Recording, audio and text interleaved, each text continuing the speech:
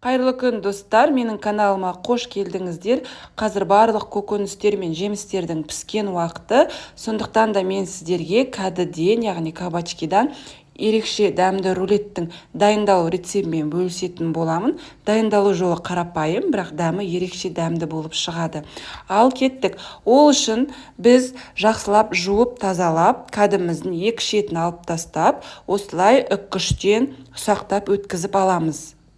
Дайын болған кәдіміздің үстіне тұзын қосамыз, дәміне қарай бұрышын қосамыз.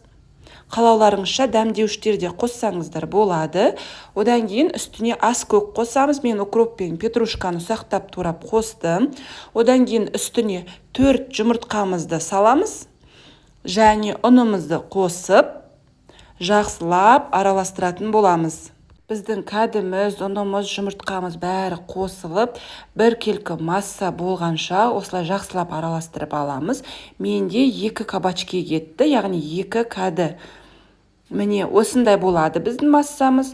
Біздің массамыз дайын. Осы кезде пештеріңізді алдын ала қыздырып қойыңыздар 200 градуста. Енді дайын болған кәдімізді противеннің астына осылай пергамент қағазын төсеп, үстіне май жағып, жаңағы кәдімізді осының үстіне салып шығамыз. Салып, барлық жеріне біркелкі етіп, бірде қылдырып жайып, тегістеп аламыз. Енді алдын ала 200 градуста қызып тұрған пешімізде 15-20 минут пісіріп аламыз. Біздің рулетіміз піскенше арасына салатын салмамыз дайындаймыз. Қызып тұрған майымызға ұсақтап туралған пиязымызды қуырып аламыз. Үстіне фаршымызды қосамыз. Сіздерде фарш болмаса, орнына саңырауқұлақ қоссаңыздар да болады. Дәмі өте керемет болып шығады саңырауқұлақпен де. Тұздаймыз, бұрыштаймыз. Қалауымызша енді осы пияз бен фаршымызды жақсылап, суы тартылғанша қуырып аламыз. Суы тартылғаннан кейін үстіне қаймағымызды қосамыз. 2 ас қасық қаймағымызды қосып, барлық жерін жақсылап араластырып аламыз. Фаршымызды осылай араластырып алып, содан кейін осы қаймақпен бірге 5-10 минуттай бұқтырып аласыздар. 20 минут өткеннен кейін біздің бағанағы рулетіміз дайын болды. Дайын болған рулетімізді алып шығып, үстіне сыр себеміз. Сырдың үстінен жаңағы дайын болған фаршымыз себеміз. Сіздерде фарш болмаса, айтып өткенімдей, саңырауқұлақты да пиязбен бірге қуырып салсаңыздар, керемет дәмді болып шығады. Міне, фаршымызды салып шықтық. Барлық жеріне біркелкі етіп жайып, рулет орайтын боламыз. Рулетті орағанда өте тығыз қылып ораңыздар.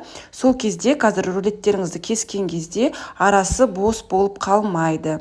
Міне осылай рулетімізді орап, дайын болған рулеттің үстіне сырдың бөліктерін салып шығып, тағы да 5-10 минутқа духовкада пісіріп аласыздар. Міне 5-10 минут духовкада пісіп шыққаннан кейін біздің рулетіміздің беті бәрі қызарып, осындай әдемі болып дайын болады.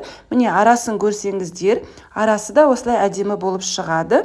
Кабачкиден, яғни кәдіден тағы да бір тағамды дайындаудың өте ерекше жолы. Тағам оңай дайындалады, әрі тез арада дайын болады.